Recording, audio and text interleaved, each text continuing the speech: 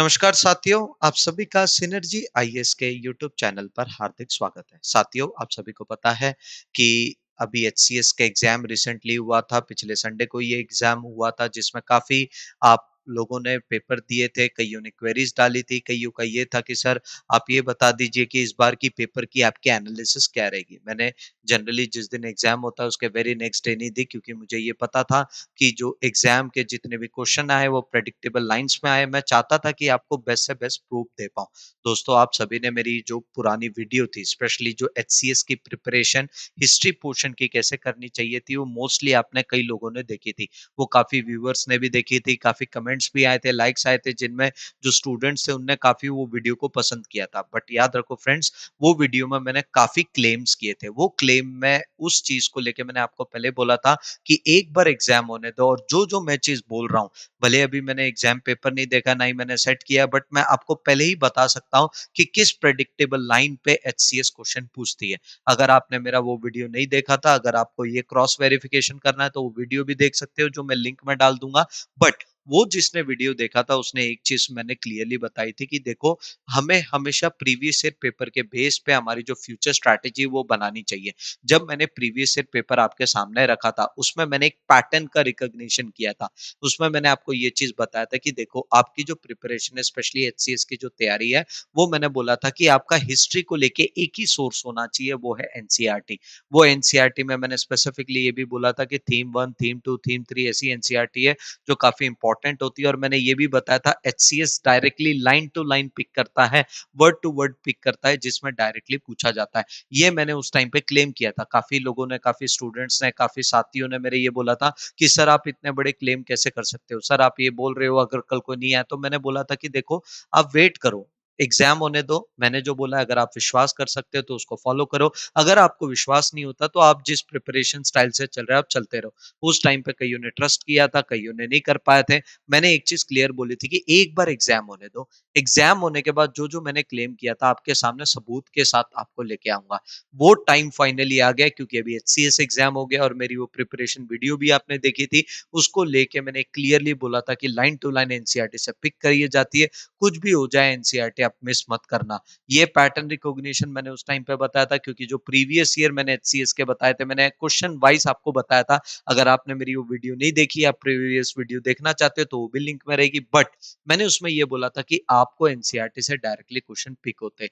और खास बात ये अभी फाइनल पेपर हो गया है तो हमें बहुत ज़रूरी है कि अभी पेपर में जो भी मार्क्स हो उसकी बहस छोड़ के सबसे पहले हम ये समझे कि ये प्रीलिम्स हमें हमारी नेक्स्ट तैयारी के बारे में क्या सिखाता है। याद रखना, एचसीएस के अब एग्जाम्स आते रहेंगे तो बहुत ज़रूरी है कि आप अपनी गलतियों से सीखो। अभी भी टाइम होता है, आदमी अगर अपनी गलती से सीख ले तो फ्यूचर प्रूफ हो सकता है। वैसे ही कई नए स्टूडेंट्स हैं, उनको खुद गलती करने की ज़रूरत नहीं, प्रीवियस लोगों की गलती से भी वो सीख सकते हैं। इसके लिए मैं ये पूरा वीडियो लाया जिसमें मैं ये प्रूफ आपके लिए लेके आया हूँ कि कैसे एनसीईआरटी में, कैसे जो एचसीएस की हिस्ट्री के क्वेश्चन होते हैं, कहाँ से इसके क्वेश्चन बनते हैं, कौन सी बुक से बनते हैं, कैसे बनते हैं, किस पैटर्न पे बनते हैं, इस बार का रिसेंट प्रूफ के साथ मैं ये वीडियो आपके लिए लाया हूं। ये छोटी वीडियो होगी, इसमें मैं कम से कम आपके सामने 10 से 12 क्वेश्चन डिस्कस करूंगा और आपके सामने मैं एनसीईआरटी लेके आऊंगा। एनसीईआरटी की line to line, page to page, आप मेरे पीछे पूरे के पूरे सबूत तैयार है, जिसमें मैं ये बताऊंगा कि ये क्वेश्चन है, ये लाइन से पिक किया गया था, इस रेफरेंस से किया गया था,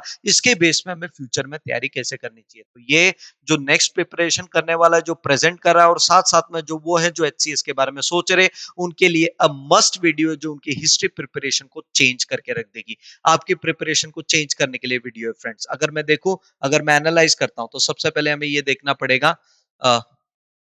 देखो, सबसे पहले मैं अगर बता दूं, हिस्ट्री में इस बार इन टोटल 21 क्वेश्चन आए थे। इन टोटल मैं बोलूं, कई डिबेट हो जाती कि ये हिस्ट्री का क्वेश्चन है, ये उसका क्वेश्चन है।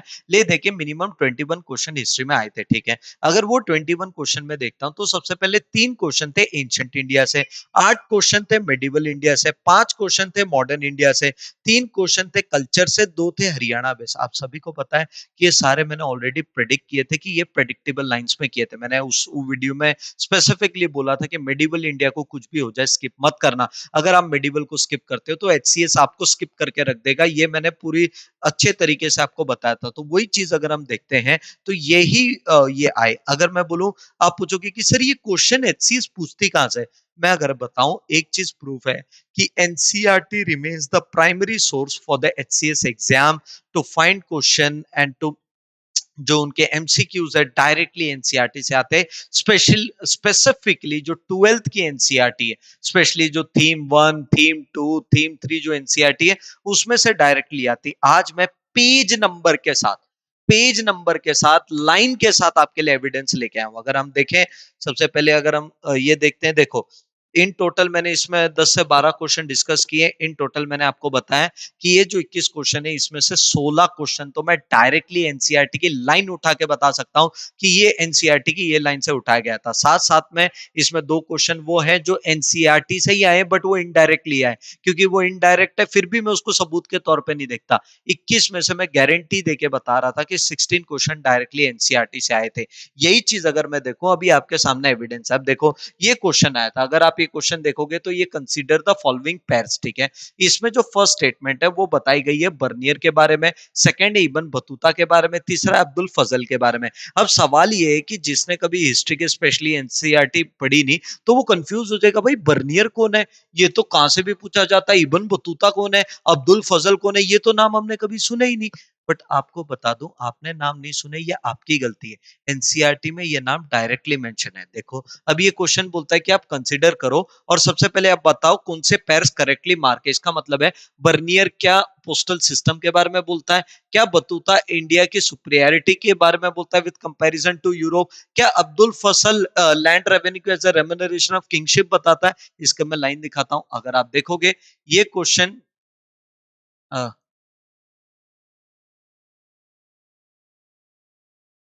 अगर ये क्वेश्चन हम देखें, ओके ओके ओके, अगर ये क्वेश्चन हम देखें, देखो आप, अब सबसे पहले मैंने ये बताया था, देखो पहला हमारा सवाल क्या है, इबन बतूता, ठीक है। इसको किस से मैच करके क्या रहा है, always compare India with the superiority of the Europe, ठीक है। अगर हम यही अगर एनसीईआरटी में देखते हैं तो एनसीईआरटी का ये बॉक्स है, पेज नंबर है 129। ये पर्टिकुलरली जो थीम 2 है, जो मेडिवल इंडिया की थीम 2 एनसीईआरटी उससे सवाल आए। इसमें क्या बताया कि इबन बतूता बता रहा है पोस्टल सिस्टम के, यही अगर आप इसको रीड कर दोगे, ये रीड करके आपको समझ आ जाएगा कि कैसे जो बतूता है वो एक ट्रैवलर था जो कि आया था सेंट्रल एशिया, जो आया था मोरक्को से, मोरक्को से आने के बाद उसने इधर कई चीजें देखी थी, स्पेशली मुगल इंडिया के अंदर आया था। मुगल इंडिया के बाद देखने के बाद उसने ये चीजें बताई थी कि कैसे पोस्टल सिस्टम की जो एफिशिएंसी है वो इंडियन के जगह पे देखने मिलती है। अगर आपने ये देखा होगा ना, ये एनसीईआरटी में ये पेज नंबर जब पढ़ा होता तो आप डायरेक्टली बोलते कि ये जो ऑप्शन बताया गया है कि Ibn Battuta superiority of Europe के बारे में बताता है तो इसका कोई लेना देना ही नहीं था, तो ये स्टेटमेंट गलत थी, ठीक है। फिर अगर हम देखते हैं, फिर ये सवाल आता है बर्नियर का, Bernier describe the efficiency of the postal system, वैसे ही रॉन्ग हो गया क्योंकि बर्नियर ने नहीं बतूता ने बताई थी। फिर भी अगर मैं देखूं बर्नियर की भी अगर हम देखें तो एनसीईआरटी में डायरेक्टली मेंशन है। ये है पेज नंबर, अगर मैं बोलूं ये पेज नंबर 130 है, ठीक है, 129 130। इसमें क्या बता रहा है, ये बर्नियर के बारे में बता रहे हैं। बर्नियर एक ट्रैवलर था जिसने बुक लिखी थी travels in the Mughal empire, उसमें उसने डायरेक्टली लिखा था कि ही, इसमें देखो एनसीईआरटी की लाइन है ये, यही पैसेज है जिसको मैं एक थोड़ा बड़े में लेके आया हूं, जिसमें उसने ही constantly compared Mughal India with the contemporary Europe, generally emphasising the superiority of the latter. देखो ये चीज डायरेक्टली इनने क्या की, डायरेक्टली ये क्वेश्चन में इनने सवाल उठाया। देखो अगर आपने ये देखा होगा तो आप कंफ्यूज नहीं होगे कि बर्नियर भाई पोस्टल सिस्टम के बारे में बोल नहीं रहा है, बर्नियर तो सुपीरियरिटी ऑफ यूरोप के बारे में बोल रहा है, और जो बतूता है वो बता रहा है पोस्टल सिस्टम की एफिशिएंसी। यही अगर मैं तीसरी स्टेटमेंट देखूं अब्दुल फजल की, अब्दुल फजल में ये बता रहे कि उसने ये बताया कि land revenue is a remuneration of kingship और a demand made in exchange for providing security to the people, ठीक है। आप बोलोगे भाई ये कौन है, ये आदमी कौन है, मैंने सुना नहीं, बट आपने एनसीईआरटी पढ़ी होती तो आप ये नहीं बोलते। अगर मैं बताऊं, आप ये चीज देखो, ये है हमारे ये हमारी थर्ड, अगर हम देखें ये अब्दुल फजल की, देखो ये पेज नंबर है 132, यही 129 130, पेज नंबर 132 थीम 2 एनसीईआरटी में डायरेक्टली आप देखो यही जो पैसेज है ना, इसको मैंने इधर जूम इन किया है, जिसमें Abdul Fazal the 16th century ऑफन chronicle of Akbar ring describe the land revenue as a remuneration of sovereignty, sovereignty kingship एक ही होती है। फिर इसमें बताया claim made by the ruler on his subject for the protection he provided rather than a rent on a land that he owned. देखो directly सवाल आए हैं, यही मैं आपको बताना चाहता था। डायरेक्ट एविडेंस अगर आप देखोगे, ये पेज नंबर 32 से ही आया था। देखो, तो अब मुझे बताओ कि अगर आपने एनसीईआरटी पढ़ी होती, थीम 2 पढ़ी होती, पहले के 2 पेज को अच्छे से पढ़ा होता, बतूता के बारे में कि वो क्या-क्या चीजें बोल रहा है, बर्नियर के बारे में, अब्दुल फजल के बारे में, लाइन टू लाइन पिक गई थी। आप मुझे बताओ, ये क्वेश्चन आपका गलत हो सकता था क्या? ऐसा भी मैं आपको चैलेंज देता हूं, कोई दूसरा ऐसा सोर्स बता दो कि जिसमें आप लोकेट करके बता दो कि भाई ये लाइन था, ये लाइन से सवाल आया था। बट यही अगर मैं एनसीईआरटी आपके सामने दिखाऊंगा ना, directly line to line evidence दे रहा हूं कि इससे ये पूरा का पूरा सवाल आया था। अगर ठीक है, चलो एक क्वेश्चन हो सकता है एक पूछ लिया, बट अब दूसरा भी देख लेते हैं ये प्रूफ करने के लिए जो हम प्रीवियसली बोल रहे थे। देखो, अगर आप ये क्वेश्चन देखोगे तो कंसीडर द फॉलोइंग पेयर, ठीक है। इसमें बोला है कि पथनार हॉर्स पोस्टल सिस्टम, उलुक फुट पोस्टल सिस्टम, दवा messenger, how many of the above pairs are correctly match. मतलब ये देखना चाहते थे कि क्या उल्लूक का मतलब फुट है, क्या पतनर के बारे में हॉर्स है, दवा का मतलब मैसेंजर है, ठीक है। यही अगर आप देखते हो, अगर आप नेक्स्ट पे आते हो, देखो आपको हाँ, अगर आपको ज्यादा जानने की जरूरत नहीं, वही पेज नंबर 129 129 अगर पेज नंबर पढ़ा होता, 2 क्वेश्चन तो ऐसे ही हो जाते, ठीक है। यही पेज नंबर 129 में यही बतूता जो पोस्टल सिस्टम के बारे में बताता है, उसमें उसने 2 काइंड का बताया। देखो, हॉर्स पोस्ट जिसको वो लुक बोलता है, फुट पोस्ट जिसको वो दवा बोलता है। मुझे एक बात बताओ, अगर आपने ये पेज पढ़ा होता, ठीक है, अगर आपने ये पेज पढ़ा होता तो आपके लिए दोनों चैलेंज होता क्या? दवा मैसेंजर थोड़ी है, दवा उससे जाना जाता है क्या? फुट उससे उलट फुट है क्या? ये नहीं जाना जाता। तो ये दो से ही आप समझ जाते कि भाई ये तीनों की तीनों स्टेटमेंट गलत है, क्योंकि none of the pairs is the answer. क्या करना था? Page number 129 theme 2 NCERT medieval India directly आपको पढ़ना था। कोई नहीं, आप नहीं कर पाए, ये हमने पहले ही आपको बोला था। फिर नेक्स्ट अगर आप देखोगे, नेक्स्ट ये थर्ड क्वेश्चन है, चलो दो हो सकते हैं, एक में मान लिया, दो में मान लेते हैं, तीसरा भी दिखा देता हूं। तीसरा देखो, तीसरा ये कि कंसीडर द फॉलोइंग पेयर, ठीक है। सियारुल औलिया जिसने ताजिकर meaning collection of biography of saint, मकतूब इमाम मकतूबा meaning collection of written letter, ठीक है। फवादुल फौद मुल्जुफुद meaning conversation of sufficient, how many of the above pairs are correctly match, ठीक है। भाई ये नाम कहां भी सुना नहीं और कोई दूसरी बुक में आपको मिलेगा भी नहीं, एक ही बुक से मिलेगा, एनसीईआरटी। कैसे? ये रहा आपका, आपके सामने पेज नंबर। अब पेज नंबर देखो, अब ये पेज नंबर है 166, ठीक है। इसमें डायरेक्टली आप देखो ना, ताजिकार क्या है? 14 सेंचुरी सियारुल औलिया ने लिखा है। क्या है ये? बायोग्राफिकल अकाउंट है किसका? सूफीसेंट का, ठीक है। फिर मकतूब वही वो चीज है, ये क्या है? कलेक्शन ऑफ लेटर है। किसने लिखा है? ये इमाम रब्बानी ने लिखा है। तीसरा क्या है? मलफूजात, ये किसने लिखा है? भाई ये सूफीसेंट की कन्वर्सेशन है। ये क्या है? फवादुल फौद ने लिखा है। अब मुझे ये बताओ, डायरेक्टली ये लाइन पिक की है, पेज नंबर 166 आप चेक कर सकते हो, और ये तीन है, डायरेक्टली लाइन पिक की गई, लाइन पिक से डायरेक्टली क्वेश्चन पूछा गया, ठीक है भाई। तीनों हो सकता है, चलो चौथा भी देख लेते हैं कि ऐसा थोड़ी हो सकता है, दो तीन तो पूछ भी सकती, चौथा कैसे? चलो चौथा भी दिखा देते हैं। देखो, अब ये क्वेश्चन नंबर 74 था, कंसीडर द फॉलोइंग पैर, जिसमें कोई फॉरेन ट्रैवलर की बात की गई थी और उसमें ये पूछा गया था भाई कि इनकी नेशनैलिटी क्या है। अरे इनकी नेशनैलिटी बहुत मुश्किल है, ये हम कहां से पढ़ेंगे? एनसीईआरटी पढ़ना था। कैसे? ये देखो, दियोरता बारबोसा पोर्चुगीज है, निकोलो दी कॉन्ती रशियन है क्या? एफएनसी निकेतिन इटालियन है क्या? How many of the above pairs are match, ठीक है। भाई डिफिकल्ट है, यही अगर हम देख लें, यही क्वेश्चन आप उठा के देखो भाई, सीधा का सीधा ये सॉरी इसका पेज नंबर रह गया, ये एक बॉक्स है एनसीईआरटी से जो मैं लेके आया हूं आपके लिए। अब देखो, क्या नाम है? Niccolo de कॉन्ती। अगर हम देखें, नाम क्या है? निकोलो दी कॉन्ती, कहाँ का है भाई? इटली का है। दूसरा नाम क्या है? निकितिन, कहाँ का है भाई? रशियन का है। ये दियोर्तो बरबोसा, ये कहाँ का है भाई? पोर्चुगल का है। डायरेक्टली एक बॉक्स जो आपकी थीम के साइड में आते हैं, वो बॉक्स है, डायरेक्टली आपका ये पूरा क्वेश्चन बन रहा था। बताओ, अगर आपने ये बॉक्स पढ़ा होता, ये पेज नंबर की चीजें पढ़ी होती, तो आपसे कैसे छूटता बताओ। और खास बात है, ये तो अभी हम एक ही चैप्टर पे हैं, मेडिवल के फर्स्ट चैप्टर भी, थीम वन का फर्स्ट चैप्टर भी करते हैं ना, 4 क्वेश्चन तो आपके वो चैप्टर से ही हो जाते हैं, ठीक है। ये देखो, चलो हो सकता है भाई 4 है, हो सकता है 4 है भाई, 4 भी पूछ सकते हैं, और भी पूछे भाई, चलो दिखा देता हूं आपको। नेक्स्ट आप देखो, नेक्स्ट आप देखो, चलो कंसीडर द फॉलोइंग पेयर, ठीक है।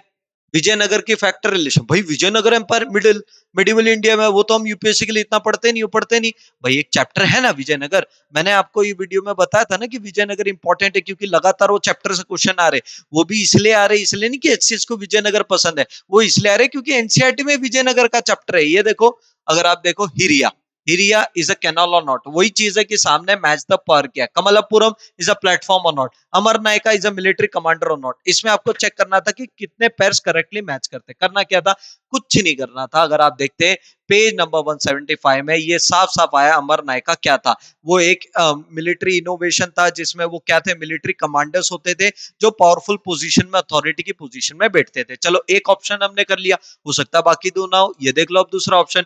दूसरा अगर आप देखते हो, सिर्फ आप ये पेज देखो, पेज नंबर 177 से डायरेक्टली पूछा गया था भाई कमलापुरम क्या है, उसके बाजू में लिखा था प्लेटफॉर्म, वो प्लेटफॉर्म नहीं था, वो टैंक था। कैसे, अब डायरेक्टली लाइन देख लो भाई, यही पैसेज को मैंने इधर पिक किया है, यही कमलापुरम एक टैंक बता रहा है। यही अगर आप इसके सेकंड पैरा पे आते हो तो हीरिया क्या है, Hiriya was a canal that was built during the Vijayanagara empire. वही चीज आप देखो डायरेक्टली इससे पूछेगी। अब मुझे बताओ, ये पेज आपने पढ़ा होता, ले देके theme India medieval theme part 2 में 5 चैप्टर ले देके आप मैराथन पे मैराथन देख रहे हो, नोट्स पे नोट्स लिख रहे हो, क्लास पे क्लास बैठ रहे हो, बट जो हमारे लिए प्राइमरी चीज है वो हम कर नहीं पा रहे। वही चीज आप देखो, यही चीज है डायरेक्टली अगर आपने की होती, डायरेक्टली आप इन चीजों को जो भी करना है तुरंत कर देते। नेक्स्ट अगर हम देखें, ये हमारे सामने एविडेंस है विद पेज नंबर के साथ, आपको चाहिए आप वेट कर सकते हो, पॉज करके भी देख सकते हो, ठीक है। हो सकता है भाई 5 हो, चलो छठा भी आपको दिखा देता हूं। छठा क्या है, कंसिडर द फॉलोइंग पेयर, नालारिन प्रबंधन, क्या ये compilation of several hymns in Tamil language, Andal Vishnu lover, Tevaram the poem of Appar Sambandar and Sundar, how many of the above pairs are correctly match. मैं एक चीज बोल दूं, ये क्वेश्चन बिना एनसीईआरटी के पढ़े नहीं कर सकते। आज के टाइम पे एचसीएस आपको देना है, बिना एनसीईआरटी के भैया नहीं दे सकते। यूपीएससी की हिस्ट्री भी फिर भी आप अटेम्प्ट कर सकते हो, बट एचसीएस की हिस्ट्री बिना एनसीईआरटी के नहीं कर सकते। कैसे, ये चीज आपको कोई बुक में नहीं मिलेगी। ये एक सूफी चैप्टर है हमारे, इसमें भक्ति मूवमेंट का चैप्टर है। अगर आप देखते हो डायरेक्टली लाइन पूछा गया, देखो भाई कैसे। अब देखो अंदल का नाम आया था, वो बोला था she is a devotee of Vishnu, क्या ये राइट है कि नहीं, वो मैच करना था। अब ये देखो आप, डायरेक्टली लिखा है भाई अंदल है, क्या है, एक विमेन अल्वर है जो उसने ये गाना गाया था, जो बिलोवेड ऑफ द विष्णु है, ठीक है, एक हो सकता है। दूसरा आप देख लो, नलायर दिव्य प्रबंधन है, यही अगर आप देखते हो नलायर दिव्य प्रबंधन है, ये क्या है, 4000 सेक्रेट कॉम्पोजिशन, किस लिए है, उधर लिखा है कि भैया ये शिव जी के लिए, इधर देखो अलवर ने कंपोज किए, तो इधर से आपको समझ आ जाएगा कि भाई ये शिव जी के पोयम के लिए।